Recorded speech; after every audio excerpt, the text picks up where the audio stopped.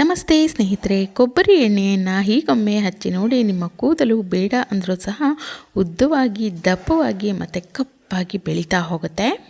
ಇನ್ನು ಹೆಣ್ಮಕ್ಳು ಅಂದ ತಕ್ಷಣ ಎಲ್ರಿಗೂ ಒಂದು ಆಸೆ ಇರುತ್ತೆ, ನಮ್ಮ ಕೂದಲು ಕೂಡ ಉದ್ದವಾಗಿ, ದಟ್ಟವಾಗಿ ಮತ್ತು ತುಂಬ ಕಪ್ಪಾಗಿ ಬೆಳಿಬೇಕು ಅಂಥೇಳಿ. ಸಾಕಷ್ಟು ಕಾರಣಗಳಿಂದ ತುಂಬ ಹೇರ್ ಫಾಲ್ ಆಗ್ತಾ ಇರುತ್ತೆ. ಗ್ರೋತ್ ಅನ್ನೋವಂಥದ್ದು ಹೆಚ್ಚಾಗ್ತಾನೆ ಇರೋದಿಲ್ಲ. ಖಂಡಿತವಾಗ್ಲೂ ನೀವು ಕೊಬ್ಬರಿ ಎಣ್ಣೆಯನ್ನು ಈ ರೀತಿಯಾಗಿ ಒಮ್ಮೆ ಹಚ್ಚಿ ನೋಡಿ, ನಿಮ್ಮ ಕೂದಲು ಸೂಪರ್ ಫಾಸ್ಟಾಗಿ ಬೆಳಿಲಿಕ್ಕೆ ಶುರುವಾಗುತ್ತೆ. ಇನ್ನು ವಿಪರೀತವಾಗಿ ನಮಗೆ ಹೇರ್ ಫಾಲ್ ಆಗ್ತಾ ಇದೆ, ಇನ್ನು ಹೇರ್ ಫಾಲ್ ಆಗಿರೋವಂಥ ಜಾಗದಲ್ಲಿ ಮತ್ತೆ ಕೂದಲು ಬೆಳೀತಾ ಇಲ್ಲ ಅಂದರೆ ಇದು ಸೂಪರಾಗಿ ವರ್ಕ್ ಆಗುತ್ತೆ. ಜೊತೆಗೆ ತುಂಬ ಮಧ್ಯದಲ್ಲಿ ಕಟ್ ಆಗ್ತಾ ಇರೋವಂಥದ್ದು, ಸೀಳು ಕೂದಲು ಆಗ್ತಾ ಇರೋವಂಥದ್ದು, ಜೊತೆಗೆ ತುಂಬ ರಫ್ ಆಗಿದೆ, ಒಂದೊಳ್ಳೆ ಹೊಳಪಿಲ್ಲ, ನಿರ್ಜೀವ ರೀತಿಯಲ್ಲಿದೆ ನಮ್ಮ ಕೂದಲು, ತುಂಬ ಹೇರ್ ಡ್ಯಾಮೇಜ್ ಆಗಿದೆ ಅಂದರೂ ಕೂಡ ಅದನ್ನು ಕೂಡ ಸರಿ ಮಾಡ್ಕೊಳ್ಳೋದಕ್ಕೆ ಈ ಒಂದು ಹೇರ್ ಆಯಿಲು ಪವರ್ಫುಲ್ಲಾಗಿ ಕೆಲಸ ಮಾಡುತ್ತೆ. ಇಂಥ ಒಳ್ಳೆ ವಿಡಿಯೋಗಳಿಗಾಗಿ ನೀವು ಕಾಯ್ತಾ ಇದ್ದರೆ ವಿಡಿಯೋಗೊಂದು ಲೈಕ್ ಮಾಡಿ. ಹಾಗೆ ಯಾರೆಲ್ಲ ಸಬ್ಸ್ಕ್ರೈಬ್ ಆಗ್ತೇನೆ ನೋಡ್ತಾ ಇದ್ದೀರೋ ಸಬ್ಸ್ಕ್ರೈಬ್ ಮಾಡ್ಕೊಂಡು ನೋಡಿ. ನಾನಿಲ್ಲಿ ಒಂದು ಮಿಕ್ಸಿ ಜಾರಿಗೆ 1 ಕಪ್ ಆಗೋಷ್ಟು ಕರಿಬೇವಿನ ಎಲೆಗಳನ್ನು, ಫ್ರೆಶ್ ಆಗಿರೋಂಥ ಕರಿಬೇವಿನ ಎಲೆಗಳನ್ನು ತೊಗೊಳ್ತಾ ಇದ್ದೀನಿ. ಒಂದು ಸತಿ ನೀಟಾಗಿ ತೊಳೆದು ಆನಂತರನೇ ತೊಗೊಳ್ಳಿ. ಕರಿಬೇವಿನ ಎಲೆಗಳನ್ನು ಬಳಸ್ಕೊಳ್ಳೋದ್ರಿಂದ ಕೂದಲು ವಿಪರೀತವಾಗಿ ಉದ್ದ ಆಗಲಿಕ್ಕೆ ಹೆಲ್ಪ್ ಆಗುತ್ತೆ. ಜೊತೆಗೆ ನ್ಯಾಚುರಲ್ ಆಗಿ ಕೂದಲನ್ನು ಕಪ್ಪಾಗಿ ಬೆಳೆಯುವಂತೆ ಮಾಡುತ್ತೆ, ಹೇರ್ ಫಾಲನ್ನು ಕಂಟ್ರೋಲ್ ಮಾಡುತ್ತೆ. ಜೊತೆಗೆ ಯಾರಿಗೆ ವೈಟ್ ಹೇರ್ಸಿನ ಸಮಸ್ಯೆ ಇರುತ್ತೆ ಅದನ್ನು ಕೂಡ ಸರಿ ಮಾಡಲಿಕ್ಕೆ, ಅಂದರೆ ಆಗದಂತೆ ತಡೆಗಟ್ಟಲಿಕ್ಕೆ ತುಂಬ ಹೆಲ್ಪ್ ಆಗುತ್ತೆ ಒಂದು ಕರಿಬೇವಿನ ಎಲೆಗಳು ಅಂತಲೇ ಹೇಳ್ಬೋದು. ನೋಡಿ, ನಾನಿಲ್ಲಿ 1 ಕಪ್ ಆಗುವಷ್ಟು ಕರಿಬೇವಿನ ಎಲೆಗಳನ್ನು ಒಂದು ಮಿಕ್ಸಿ ಜಾರಿಗೆ ಹಾಕ್ಕೊಂಡಿದ್ದೀನಿ. ಜೊತೆಗೆ ಯಾರಿಗೆ ಹೊಟ್ಟೆನ ಸಮಸ್ಯೆ ಇರುತ್ತೆ, ವಿಪರೀತವಾಗಿ ಮಧ್ಯದಲ್ಲೇ ಕಟ್ ಆಗ್ತಾ ಇರುತ್ತೆ, ಅಥವಾ ಸೀಳು ಕೂದಲು ಹೆಚ್ಚಾಗಿ ಆಗ್ತಾ ಇರುತ್ತಲ್ಲ, ಅದನ್ನು ಸಹ ಕಂಟ್ರೋಲ್ ಮಾಡ್ಕೊಳ್ಳೋದಕ್ಕೆ ತುಂಬ ಹೆಲ್ಪ್ ಆಗುತ್ತೆ ಈ ಒಂದು ಕರಿಬೇವಿನ ಎಲೆಗಳು. ನಂತರ ಇದರ ಜೊತೆಗೆ ನಾನಿಲ್ಲಿ ಒಂದು 2 ಟೀ ಸ್ಪೂನ್ ಆಗುವಷ್ಟು ಮೆಂತ್ಯ ಕಾಳನ್ನು ಸಹ ತೊಗೊಳ್ತಾ ಇದ್ದೀನಿ.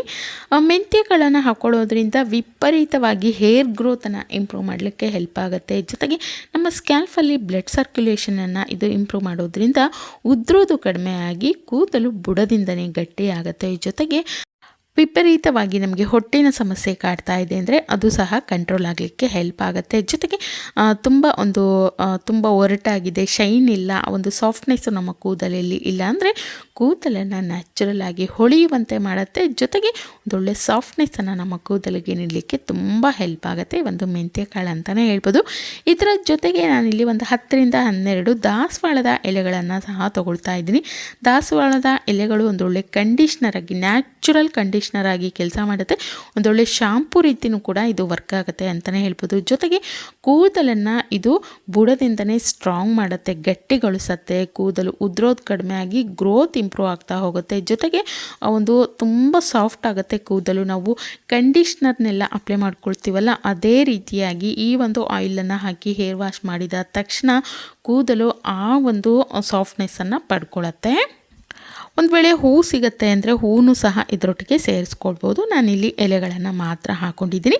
ಆನಂತರ ನಾನಿಲ್ಲಿ ಒಂದು 2 ಎಸಳು ಆಗುವಷ್ಟು ಬೇವಿನ ಎಲೆಗಳನ್ನು ಹಾಕ್ಕೊಳ್ತಾ ಇದ್ದೀನಿ. ಸಿಕ್ತು ಅಂದರೆ ಬೇವಿನ ಎಲೆಗಳನ್ನು ಹಾಕ್ಕೊಳ್ಳಿ, ಫ್ರೆಶ್ ಆಗಿರೋವಂಥದ್ದು ತುಂಬಾ ಒಳ್ಳೆಯದು. ಯಾರಿಗೆಲ್ಲ ತುಂಬ ತುರ್ಕೆ ಆಗ್ತಾ ಇರುತ್ತೆ, ಕಜ್ಜಿಗಳ ರೀತಿ ಆಗ್ತಾ ಇರುತ್ತೆ, ಗುಳ್ಳೆಗಳಾಗ್ತಾ ಇರುತ್ತೆ, ಹೊಟ್ಟಿನ ಸಮಸ್ಯೆ ವಿಪರೀತವಾಗಿ ಕಾಣ್ತಾ ಇದ್ದರೆ ಅದನ್ನು ಸರಿ ಮಾಡ್ಕೊಳ್ಳೋದಕ್ಕೆ ಹೆಲ್ಪ್ ಆಗುತ್ತೆ. ನಮ್ಮ ಸ್ಕ್ಯಾಲ್ಫನ್ನು ತುಂಬ ಕ್ಲೀನ್ ಮಾಡುತ್ತೆ, ಯಾವುದೇ ಒಂದು ಇನ್ಫೆಕ್ಷನ್ನು, ಬ್ಯಾಕ್ಟೀರಿಯಾ ಇದರಿಂದ ಕಾಪಾಡಿ ನಮ್ಮ ಸ್ಕ್ಯಾಲ್ಫನ್ನು ತುಂಬ ಕ್ಲೀನ್ ಮಾಡುತ್ತೆ. ಜೊತೆಗೆ ಹೊಟ್ಟನ್ನು ತುಂಬ ಕಡಿಮೆ ಮಾಡ್ಕೊಳ್ಳೋದಕ್ಕೆ ಹೆಲ್ಪ್ ಆಗುತ್ತೆ.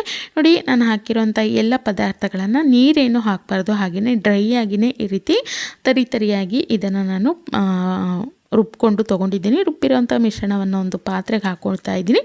ಆನಂತರ ನಾನಿಲ್ಲಿ ಎಣ್ಣೆಯನ್ನು ತೊಗೊಳ್ತಾ ಇದ್ದೀನಿ. ನೋಡಿ, ನಾನಿಲ್ಲಿ ಕೊಬ್ಬರಿ ಎಣ್ಣೆಯನ್ನು ಸೇರಿಸ್ಕೊಳ್ತಾ ಇದ್ದೀನಿ. ನಾವು ಹರಳೆಣ್ಣೆ ಅಪ್ಲೈ ಮಾಡ್ಕೊಳ್ತೀವಿ ಅಂದರೆ ಹರಳೆಣ್ಣೆ ಹಾಕ್ಕೊಳ್ಬೋದು, ಸಾಸಿವೆ ಎಣ್ಣೆ ಹಾಕ್ಕೊಳ್ಬೋದು. ಇಲ್ಲಾಂದರೆ ನೀವು ಕೊಬ್ಬರಿ ಎಣ್ಣೆ ಮತ್ತು ಹರಳೆಣ್ಣೆ ಎರಡನ್ನೂ ಮಿಕ್ಸ್ ಮಾಡಿ ಕೂಡ ಇಲ್ಲಿ ಹಾಕ್ಕೊಳ್ಬೋದು. ನೋಡಿ, ಕೊಬ್ಬರಿ ಎಣ್ಣೆ ಹಾಕಾದ್ಮೇಲೆ ಇದನ್ನು ಗ್ಯಾಸ್ ಮೇಲೆ ಇಟ್ಕೊಂಡು ನಾನು ಫ್ಲೇಮನ್ನು ಲೋ ಫ್ಲೇಮಲ್ಲೇ ಇಟ್ಕೊಂಡು ಕಾಯಿಸ್ಕೊಳ್ಬೇಕು. ಎಣ್ಣೆಯನ್ನು ಮಾಡ್ಕೊಳ್ಳೋಂಥ ಸಮಯದಲ್ಲಿ ಆದಷ್ಟು ಕಡಿಮೆ ಉರಿನಲ್ಲಿ ಈ ರೀತಿ ಕಾಯಿಸ್ಕೊಳ್ಬೇಕಾಗತ್ತೆ. ಇಲ್ಲಾಂದರೆ ನಾವು ಹಾಕಿರೋಂಥ ಪದಾರ್ಥಗಳು ತುಂಬ ಬೇಗ ಸೀದೋಗಿಬಿಡತ್ತೆ. ಆ ಒಂದು ಗುಣಗಳು, ಏನು ಒಂದು ಒಳ್ಳೆಯ ಗುಣಗಳು ನಮ್ಮ ಎಣ್ಣೆಗೆ ಸಿಗಬೇಕು ಅದು ಸಿಗೋದಿಲ್ಲ. ಹಾಗಾಗಿ ಫ್ಲೇಮನ್ನು ಆದಷ್ಟು ಕಡಿಮೆನೇ ಇಟ್ಕೊಂಡು ನೋಡಿ ಎಣ್ಣೆಯನ್ನು ಚೆನ್ನಾಗಿ ಈ ರೀತಿ ಕಾಯಿಸ್ಕೊಳ್ಬೇಕು. ಈ ರೀತಿ ಕಂಪ್ಲೀಟಾಗಿ ಬಣ್ಣ ಚೇಂಜ್ ಆಗಿ ಆ ಮೇಲ್ಗಡೆ ನೊರೆ ಅಂಶ ಎಲ್ಲ ಕಡಿಮೆ ಆಗಿ ಆದಮೇಲೆ ನಾನು ಇದನ್ನು ಆಫ್ ಮಾಡ್ತಾ ಇದ್ದೀನಿ. ಇದನ್ನು ಎಣ್ಣೆ ಕಾಯಿಸ್ಕೊಳ್ಳೋದಕ್ಕೆ ನಿಮಗೆ ಒಂದು 8ರಿಂದ 10 ನಿಮಿಷಗಳ ಸಮಯನಾದರೂ ಬೇಕಾಗುತ್ತೆ. ಬೇಯಿಸ್ಕೋಬೇಕಾಗತ್ತೆ ಕಡಿಮೆ ಊರಿನಲ್ಲಿ.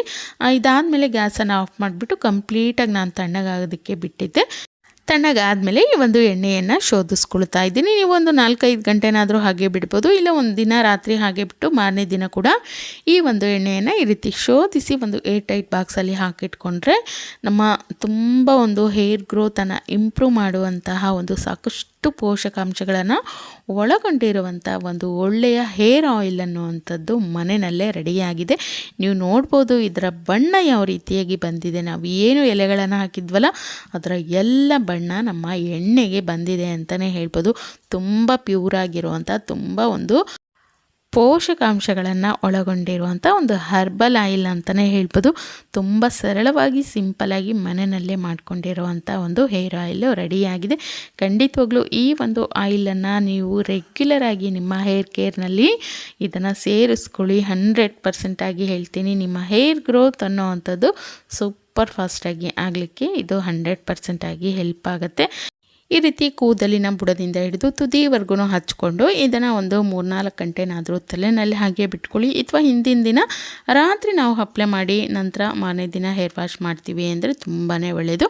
ಒಟ್ಟಿನಲ್ಲಿ ವಾರದಲ್ಲಿ 2-3 ಬಾರಿ ಈ ಒಂದು ಆಯಿಲನ್ನು ನಿಮ್ಮ ಕೂದಲಿಗೆ ಅಪ್ಲೈ ಮಾಡ್ತಾ ಬನ್ನಿ. ಖಂಡಿತವಾಗ್ಲೂ ಒಂದು ಮ್ಯಾಜಿಕ್ ಮಾಡುತ್ತೆ ಅಂತಲೇ ಹೇಳ್ಬೋದು. ನೀವು ಬೇಡ ಅಂದರೂ ಕೂಡ ನಿಮ್ಮ ಕೂದಲು ಅಷ್ಟು ಫಾಸ್ಟಾಗಿ ಬೆಳೀಲಿಕ್ಕೆ ಶುರುವಾಗುತ್ತೆ. ವಿಡಿಯೋ ಇಷ್ಟ ಆಗಿದೆ ಅನ್ಕೋತೀನಿ. ಇಷ್ಟ ಆಗಿತ್ತು ಅಂದರೆ ಲೈಕ್ ಮಾಡಿ, ಶೇರ್ ಮಾಡಿ, ಹಾಗೆ ಸಬ್ಸ್ಕ್ರೈಬ್ ಮಾಡ್ಕೊಳ್ಳಿ. Thank you.